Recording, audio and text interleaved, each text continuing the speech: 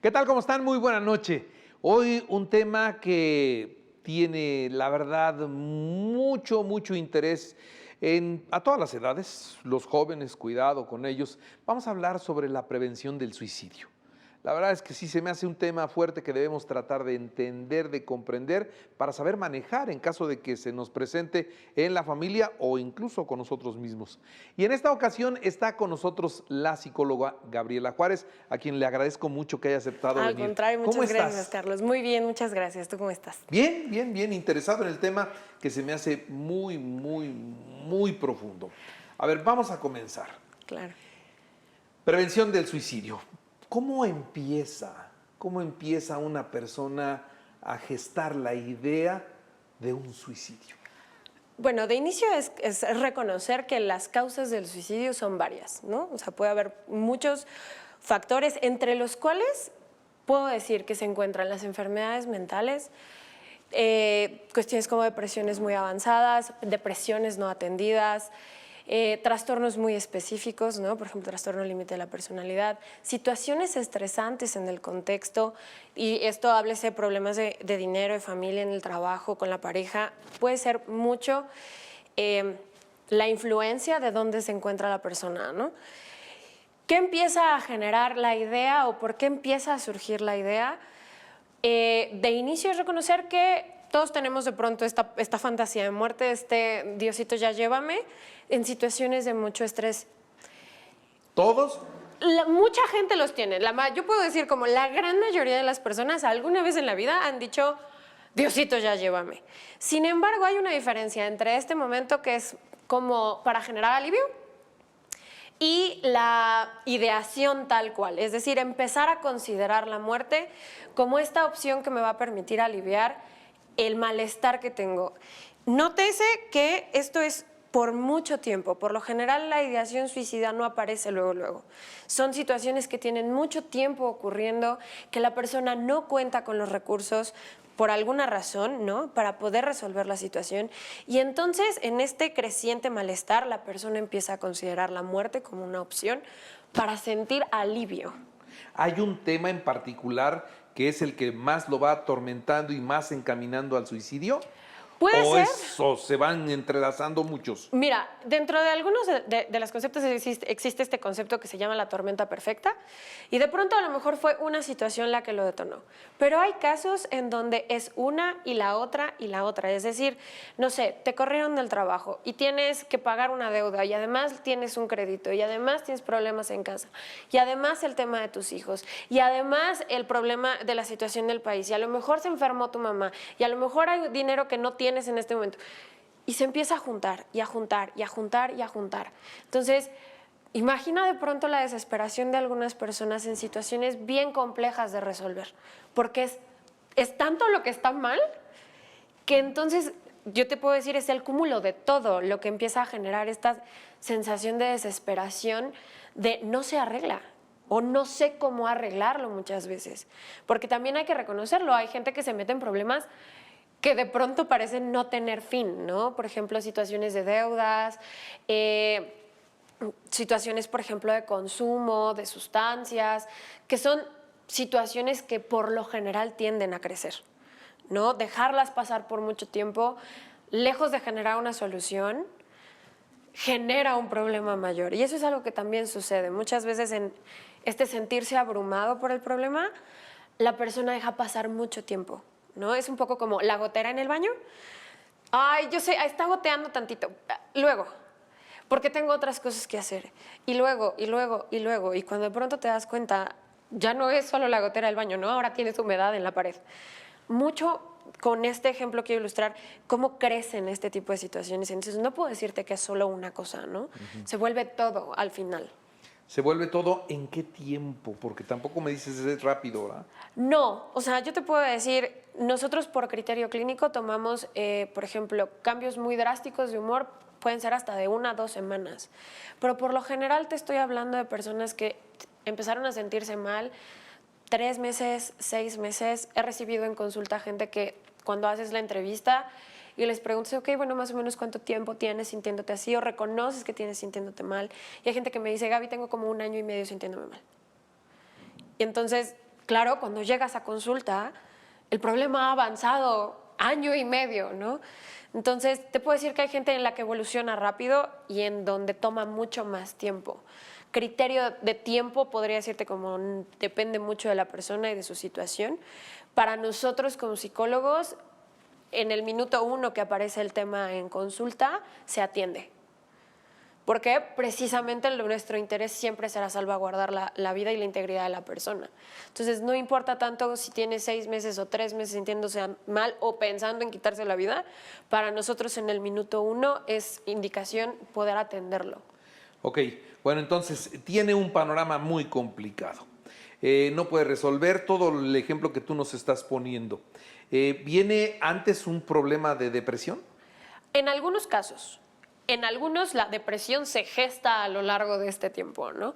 Precisamente en este mismo hecho de reconocer que no hay recursos para resolver, que la situación va mermando las estrategias de afrontamiento. Muchas veces la gente no cuenta con estrategias de afrontamiento que sostengan realmente su situación, ¿no? Entonces, algunas veces hay depresiones previas, ¿no? Y en otras se va gestando a lo largo del proceso.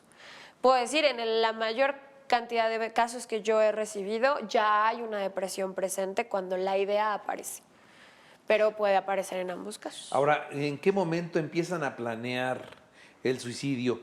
¿Cómo empiezan a elegir el que se va a lanzar de un puente, de un edificio, el que se va a tomar pastillas, el que se va a disparar, o sea, ¿en qué momento empieza a surgir todo esto? Ok. Primero hay que reconocer que la idea aparece y empieza a ser una idea recurrente, ¿no? El me quiero morir, me quiero morir, me quiero morir, me quiero morir.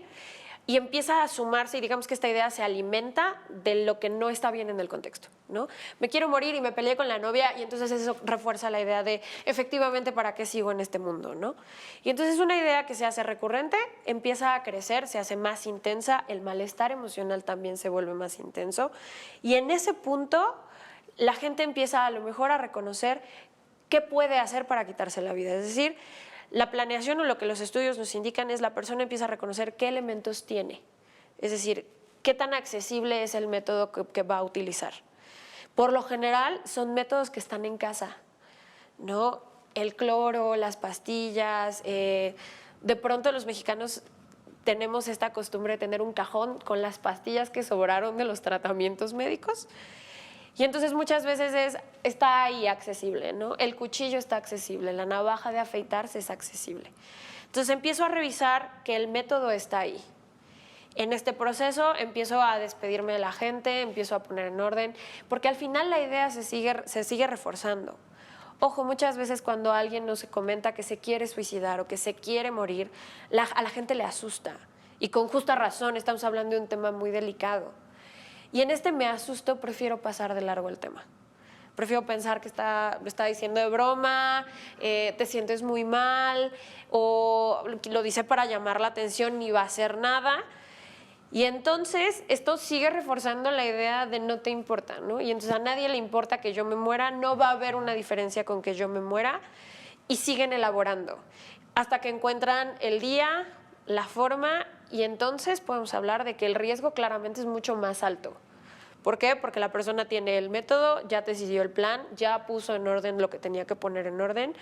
Ojo, esto no significa que no se pueda intervenir. No importa en qué punto del proceso se encuentre la persona, siempre se puede intervenir, ¿no? Entonces, si tú te das cuenta que tu familiar, que tu amiga, que tu pareja tiene de pronto su colección de pastillas en una bolsa, ¿no? O en el cajón, que de pronto compró una cuerda que tú dices como, ¿y esto para qué? Que de pronto se empezó a poner en orden cosas, se empezó a despedir. Son señales que al final yo te diría, una persona en la cotidianidad, ¿por qué haría algo así si no tiene una razón? ¿No? Es decir, no está enferma, ¿no? Entiéndase que una persona que a lo mejor tiene una enfermedad terminal te dice, ¿sabes qué? Voy a poner esto en orden para que todos estemos tranquilos, pero porque la muerte se sabe, ¿me explico? Es decir, es parte del proceso. Ya es inminente. Exacto. Pero en la cotidianidad, en donde no hay enfermedades, en donde aparentemente todo está bien, son de estas cosas que claro que llaman la atención, ¿no? ¿Por qué la persona empezaría a hacer estas cosas? Entonces, sí, claro, la recomendación es si tú notas estos cambios, pregunta, ¿Qué está pasando con esto? ¿Por qué está pasando esto? Ojo, sin juzgar. Es bien importante cuando nos acercamos a la prevención del suicidio no juzgar a la persona que lo está pensando. Sí, si llegas diciéndole estás mal, ya, Sí, claro. ya te cerraste ese canal de comunicación con él. Efectivamente. O sea, no lo vas a poder ayudar tú. Probablemente no. Es muy difícil que cuando tú llegas y le dices a alguien que no lo haga porque eso es de gente débil, que todo va a estar bien, que no tiene razones para sentirse como se siente, la persona lo que va a hacer es te va a dejar de contar. Se va a cerrar y entonces a ti ya no te voy a decir. Y al final, a la hora de prevenir el suicidio, las redes de apoyo son importantísimas. Que la persona tenga confianza de poder externar qué es lo que le está ocurriendo es vital para poder salvaguardar su integridad. Ahora, llega el momento en donde lo intentan. Yo no sé si lo intentan o lo medio intentan y fracasan en un primer intento y luego lo intentan en una segunda ocasión o realmente no les salió. ¿Qué es lo que pasa en esto? Algunas ocasiones genuinamente no sale como lo planeado, ¿no? O sea, sí hay casos en donde no salió, estaba decidido a hacerlo y por X o Y no ocurre. Pero también hay muchos intentos, sobre todo en la crisis suicida, en donde la persona tiene este momento donde se da cuenta que no lo quiere hacer. Que se arrepiente genuinamente y entonces viene el piden ayuda. Y es cuando te avisan, me tomé las pastillas, le di un trago al cloro, se bajan del banco. Este tipo de situaciones, más allá de decir como cuántos intentos tiene, a nosotros nos dice el número de intentos, cuán decidido ha estado, ¿no? Y claro que es preocupante porque entre mayor número de intentos es mucho más alto el riesgo. Igualmente, cuando hay conducta autolesiva, es decir, las personas que se cortan, que se lastiman de alguna manera, es mucho más alto el riesgo, porque finalmente es, ¿cómo decirlo? Se vuelve un tema de ensayo y error. Entonces, claro que en el primer intento, si no salió, y claro que agradecemos que no haya salido, yo diría, ya Viene no te un segundo. esperes. O sea, ya no te esperes a ver si lo puede volver a intentar o no. Acércate a un hospital, a la sección de emergencias, al 911, una línea de vida, cualquier método de apoyo, porque es muy probable que haya un segundo intento. ¿Cómo los ayudan? De inicio es, si ya te diste cuenta que tiene las pastillas en la mano y tú no sabes qué hacer, trata de persuadir a la persona y llama al 911, ¿no? Asegúrate de que hay un profesional que tiene las competencias para el manejo de este tipo de crisis. Si la persona no tiene ningún elemento en la mano, solo está muy agitado y te está diciendo que se quiere morir, respira profundo, reconoce si puedes ayudarle, ¿no? Porque eso también es muy cierto. Si tú también estás paniqueado y te da mucho miedo, la opción sí, márcale a alguien, al 911 sigo diciendo, o a la línea de vida. Lo googleas así, aparece en internet, suicidio, y lo primero que te va a aparecer es el número de la línea de vida. Llama y pon en contacto a esa persona para que le puedan asistir. ¿Lo puedes manejar o consideras que lo puedes manejar? Porque esto muchas veces pasa, por ejemplo, con la pareja o con padres de familia, ¿no? Que en ese momento el hijo externa que se quiere matar. Respira profundo, acércate a preguntarle qué es lo que está pasando y dale la oportunidad de que te externe por qué se quiere morir. Claramente no es una experiencia fácil. Claro que en este proceso de acercar a la persona es revisar en qué punto de la crisis estamos parados, ¿no? Es decir, si llega la persona a decirte, ¿sabes qué? Me tomé unas pastillas porque me quiero morir, no lo juzgues, respira profundo y dile, vámonos al servicio de urgencias, ¿quieres que yo te acompañe? Sí, por favor, o no, háblale a X y sigue ese plan. Al final es reconocer que está pidiendo ayuda. Por encima del intento, por encima del método elegido, está pidiéndote ayuda. Y lo más importante en ese momento, más allá de entender por qué se quiere morir, es poder garantizar que la persona se encuentre bien. En un porcentaje, yo entiendo un porcentaje alto, si tú te quedas con él, no lo va a volver a intentar mientras estés acompañándolo. Es muy poco probable que lo intentes si tú estás ahí. ¿no? Si ya llamaste al servicio de emergencias, claro, es vigilancia, o sea, es vigilancia. No se recomienda dejar a la persona en una crisis suicida sola, mucho menos si tiene el método a la mano, ¿no? Es decir, si tenía las pastillas ahí, el cable, la cuerda, si está arriba de un puente, claramente no intervengas tú, marca al 911 y pide apoyo. Pero al final, sí, claro, si sucede en casa, quédate ahí. Entiendo lo aterrador que puede ser, lo doloroso que puede ser, sobre todo si es un familiar, pero al final es mucho más importante que puedas permanecer ahí y que pasada la crisis tengas oportunidad tú también de pedir ayuda para ti. Es que ahí ya te deja un golpe, pero eso Claro. ahorita lo vemos. Entonces, hay que acompañarlo en ese momento. La crisis va a pasar. Sí. O sea, la crisis se lleva ¿qué tiempo? Mira, depende. Hay crisis que pueden pasar rápido, hay crisis que no. O sea, va a depender mucho del sujeto y de la circunstancia en la que se encuentra. Te puedo decir que hay crisis que duran entre 30 minutos y 1 hora y crisis que se avientan hasta 2, 3 horas, ¿no?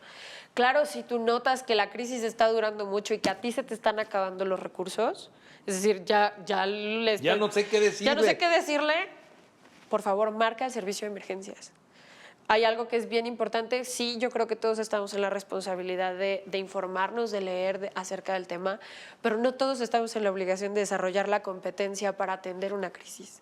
Entonces, en esta lógica, asegúrate de tener la idea de con quién, ¿no? Ahora, si es una persona que ya estaba en tratamiento terapéutico y de todos modos tiene una crisis suicida, es muy probable que con su terapeuta ya hayan trabajado un plan de seguridad. Este plan, de preferencia, tenlo escrito, ¿no? Ten ahí la hoja que dice a quién tienes que llamar y qué tienes que hacer si sucede. De pronto es muy recomendable en las casas tener un directorio de los servicios de seguridad y de salud y a dónde tienes que acudir en caso de una emergencia. Definitivamente creo que el 900, si no te sabes el número de la línea de vida, el 911 te puede ayudar, ¿no? Y no es difícil, puedes marcar desde cualquier teléfono y desde ahí te van a asistir. Entonces, sí, claro, trata de estar ahí todo el tiempo que puedas, en lo que llega el servicio de salud, en lo que contactas al psiquiatra o al terapeuta, para que puedas entonces ofrecer más recursos a la persona que esté en crisis. Ok, entonces tú como persona que estuviste por azares del destino en ese momento, que pudiste ayudar, te quedas con un impacto. Claro, sí, por supuesto. Eso requiere también de atención psicológica. Se recomienda mucho. Es decir, si, no sé, estabas en tu casa viendo la tele y de pronto llega tu adolescente con las pastillas, la caja de las pastillas en la mano y te dice, me las acabo de tomar porque me quiero morir, claro que genera un impacto. Después de que atendiste la crisis, claro, es recomendable que te acerques, puede ser con un terapeuta. Si no eres cercano a la terapia, puedes buscar consejería. Si tienes alguna creencia religiosa y te quieres acercar hacia allá, se vale. Al final es reconocer cuál es el impacto que tiene en mí, qué es esto que me dejó a mí y también reconocer qué voy a hacer por esto, ¿no? Porque al final, bueno, todos esperamos que sea una cosa de una vez, pero en caso de que no, también necesitas recursos. Hijo, en caso de que no, por ejemplo, lograste salvar a esta persona, ya pasó la crisis, ya. Si después lo logra, te debe ser otro impacto muy serio para ti, aunque ya no hayas estado en la escena, ¿no? Claro, sí, por supuesto. Los suicidios consumados, ¿no? Son difíciles de atravesar, sobre todo también para quien estuvo en el proceso de ayuda. ¿Qué porcentaje de personas que lo intentan una vez, lo intentan más veces? Pues sí, es un porcentaje alto. O sea, sin apoyo, o sea, sin personas que no se acercaron a la terapia, que no tienen ningún tipo de tratamiento, o de recursos, sí, la probabilidad es hasta de un 90%. O sea, sí es muy alta. Sí lo van a volver a intentar sí, es muy hasta conseguirlo. Sí. En muchos casos, sí. O sea, si no hay, insisto, como el apoyo, los recursos, y no hay algo que les permite mejorar la situación, sí, la probabilidad de que lo siga intentando es alta. Muy Sí, bien, es muy entonces, alta. como familiares, como amigos, cuando una persona nos empieza a hablar constantemente de la muerte, de que le gustaría ya morirse, de que tiene muchos problemas, de que no los puede resolver, nosotros nos empezamos a dar cuenta fácilmente que está metido en un problema. Claro. Pero si en medio de ese problema habla de perder la vida, de quitarse la vida, de que ya no quiere seguir viviendo, aguas, ahí hay un suicida en potencia. Sí, claro. Sí, eso es un foco rojo, ¿no? O sea, si cada que platicas con tu amiga te está diciendo que se quiere morir, que no tiene sentido que esté aquí, que seguramente nadie le va a importar que ella no esté, es un foco rojo.